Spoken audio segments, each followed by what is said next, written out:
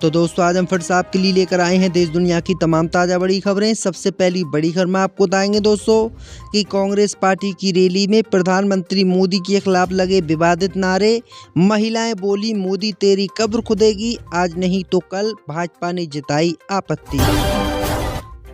केरल में निकाय चुनाव के नतीजों के बाद भारी बवाल, कांग्रेस दफ्तर पर विपक्षी पार्टियों ने किया हमला, इंदिरा गांधी की मूर्ति भी तोड़ी।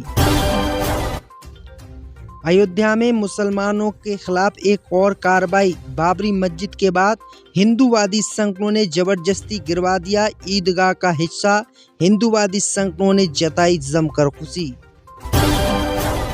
यूपी विधानसभा चुनाव को लेकर स्वामी अविमुक्तेश्वरानंद ने किया ऐलान, बोले सभी 403 सीटों पर लड़ेंगे चुनाव, भाजपा को हराने में करेंगे पूरी कोशिश।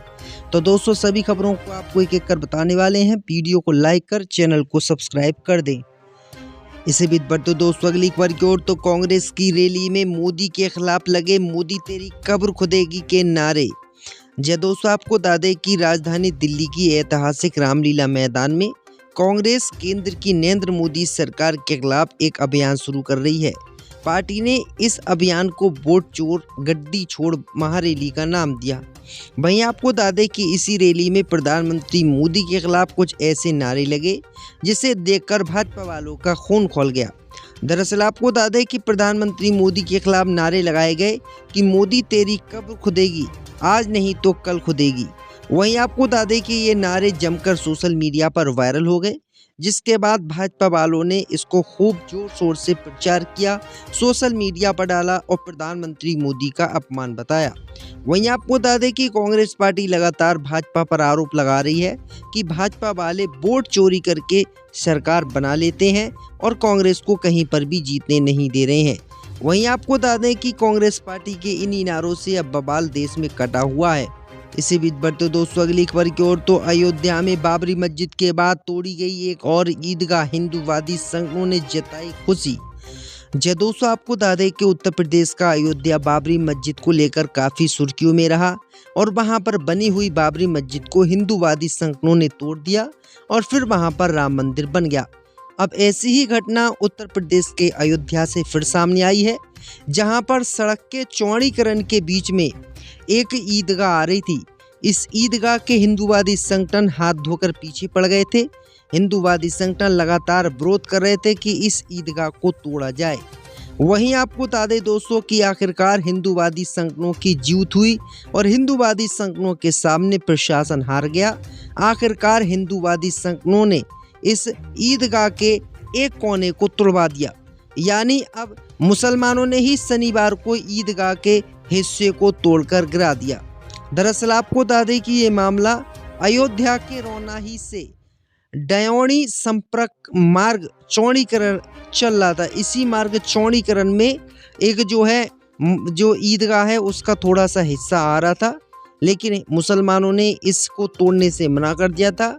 तो हिंदूवादी संगठनों ने 3-4 दिन तक सोहाबल तहसील में धरना दिया था और मांग की थी कि जब तक ईदगाह का हिस्सा ना गिराया जाए तब तक सड़क को आगे ना बनाया जाए। आखिरकार मुस्लिम समाज के लोगों को झुकना पड़ा और अपने हाथों से ही इन्होंने आज ये मस्जिद का हिस्सा है उसे तोड़ दिया है। तो ये बड़ी अपडेट आ रही दोस्तों। इसे भी बढ़ते दोस्तों अगली खबर की ओर। तो गाजा में इजराइल के हमले में हमास का चीफ रायद हुआ ढेर, पूरा हुआ सैनिकों का बदला। जय दोस्तों आपको बता दें कि इजराइल की सेना ने शनिवार को जानकारी दी है कि गाजा सिटी में एक कार को निशाना बनाकर किए गए हमले में हमास के वरिष्ठ कमांडर रायद सईद को मार गिराया गया है। सेना ने बताया है कि यह हमला हमास की ओर से किए गए विस्फोटक हमले के बदले के रूप में किया गया, जिसमें इजरायली सैनिकों को चोटें आई थी। गाजा के स्वास्थ्य अधिकारियों के अनुसार इस हमले में 4 लोगों की मौत हो गई है, जबकि कम से कम 25 अन्य लोग घायल हुए हैं। हालांकि हमास या स्थानीय चिकित्सा कर्मियों की ओर से अभी तक ये पुष्टि नहीं की गई है कि मृतकों में रायद सईद भी शामिल थे। तो ये बड़ी अपडेट आई दोस्तों कि इजराइल किस तरीके से कीड़े मकोड़ों की तरह गाजा के लोग की हत्या कर रहा है, लेकिन कोई भी व्यक्ति इनके खिलाफ बोलने के लिए तैयार नहीं है। इसे भी बढ़ते दोस्तों अगली खबर की ओर। तो यूपी विधानसभा चुनाव को लेकर स्वामी अभिमुक्तेश्वरानंद का बड़ा ऐलान, बोले सभी 400 सीटों पर लड़ेंगे चुनाव, भाजपा के लिए बड़ा झटका। दोस्तों आपको बता दें कि उत्तर प्रदेश के मेरठ पहुंचे जगत गुरु शंकराचार्य स्वामी अभिमुक्तेश्वरानंद महाराज ने यूपी विधानसभा चुनाव को लेकर बड़ा ऐलान कर दिया है, जिसने भाजपा और योगी सरकार की नींद उड़ा दी है। उन्होंने घोषणा की है कि यूपी की सभी 403 विधानसभा सीटों पर गौ रक्षकों को चुनावी मैदान में उतारा जाएगा। इतना ही नहीं, पश्चिम बंगाल में भी उनके प्रत्याशी चुनाव लड़ेंगे। उन्होंने बताया है कि 10 और 11 मार्च को दिल्ली में संतों की एक बड़ी सभा बुलाई गई है, जिसमें आगे की रणनीति तय की जाएगी। शंकराचार्य ने कहा कि साधु संतों के आशीर्वाद से चल रही जो भी सरकार गौ हत्या के मुद्दे पर गंभीर नहीं है, उनसे आशीर्वाद वापस लेने पर पुनर्विचार किया जाएगा। उन्होंने स्पष्ट कहा कि हिंदू राष्ट्र बनाने की बात करने से पहले हिंदू बनना पड़ेगा, जबकि आज की स्थिति में हम ठीक से हिंदू भी नहीं बन पा रहे हैं।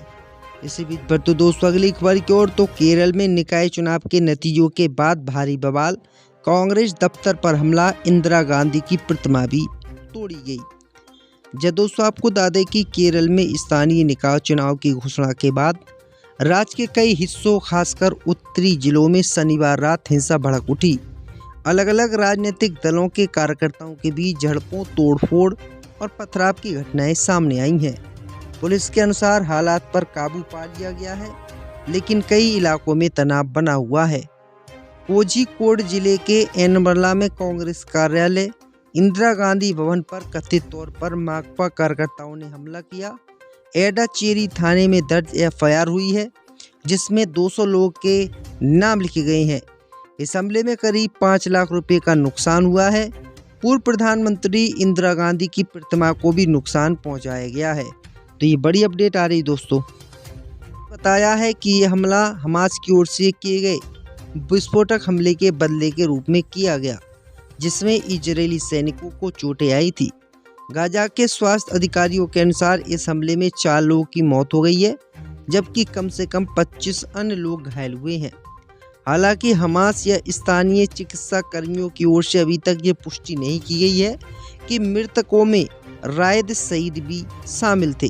तो ये बड़ी अपडेट आई दोस्तों कि इजराइल किस तरीके से कीड़े मकोड़ों की तरह गाजा के लोगों की हत्या कर रहा है, लेकिन कोई भी व्यक्ति इनके खिलाफ बोलने के लिए तैयार नहीं है। इसी बीच बढ़ते दोस्तों अगली खबर की ओर, तो यूपी विधानसभा चुनाव को लेकर स्वामी अभिमुक्तेश्वरानंद का बड़ा ऐलान, बोले सभी 400 सीटों पर लड़ेंगे चुनाव, भाजपा के लिए बड़ा झटका।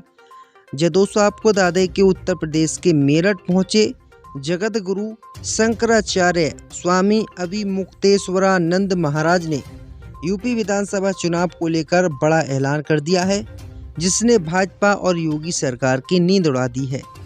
उन्होंने घोषणा की है कि यूपी की सभी 403 विधानसभा सीटों पर गौ रक्षकों को चुनावी मैदान में उतारा जाएगा। इतना ही नहीं, पश्चिम बंगाल में भी उनके प्रत्याशी चुनाव लड़ेंगे। उन्होंने बताया है कि 10 और 11 मार्च को दिल्ली में संतों की एक बड़ी सभा बुलाई गई है, जिसमें आगे की रणनीति तय की जाएगी। शंकराचार्य ने कहा कि साधु संतों के आशीर्वाद से चल रही जो भी सरकार गौ हत्या के मुद्दे पर गंभीर नहीं है, उनसे आशीर्वाद वापस लेने पर पुनर्विचार किया जाएगा। उन्होंने स्पष्ट कहा कि हिंदू राष्ट्र बनाने की बात करने से पहले हिंदू बनना पड़ेगा, जबकि आज की स्थिति में हम ठीक से हिंदू भी नहीं बन पा रहे हैं। इसी बीच पर तो दोस्तों अगली खबर की ओर, तो केरल में निकाय चुनाव के नतीजों के बाद भारी बवाल, कांग्रेस दफ्तर पर हमला, इंदिरा गांधी की प्रतिमा भी तोड़ी गई। दोस्तों आपको बता दें कि केरल में स्थानीय निकाय चुनाव की घोषणा के बाद राज्य के कई हिस्सों खासकर उत्तरी जिलों में शनिवार रात हिंसा भड़क उठी। अलग अलग राजनीतिक दलों के कार्यकर्ताओं के बीच झड़पों, तोड़फोड़ और पथराव की घटनाएं सामने आई हैं। पुलिस के अनुसार हालात पर काबू पा लिया गया है, लेकिन कई इलाकों में तनाव बना हुआ है। कोझिकोड जिले के एनबरला में कांग्रेस कार्यालय, इंदिरा गांधी भवन पर कथित तौर पर माकपा कार्यकर्ताओं ने हमला किया। एडाचेरी थाने में दर्ज एफआईआर हुई है, जिसमें 200 लोगों के नाम लिखे गए हैं। इस हमले में करीब 5 लाख रुपए का नुकसान हुआ है। पूर्व प्रधानमंत्री इंदिरा गांधी की प्रतिमा को भी नुकसान पहुंचाया गया है। तो ये बड़ी अपडेट आ रही दोस्तों।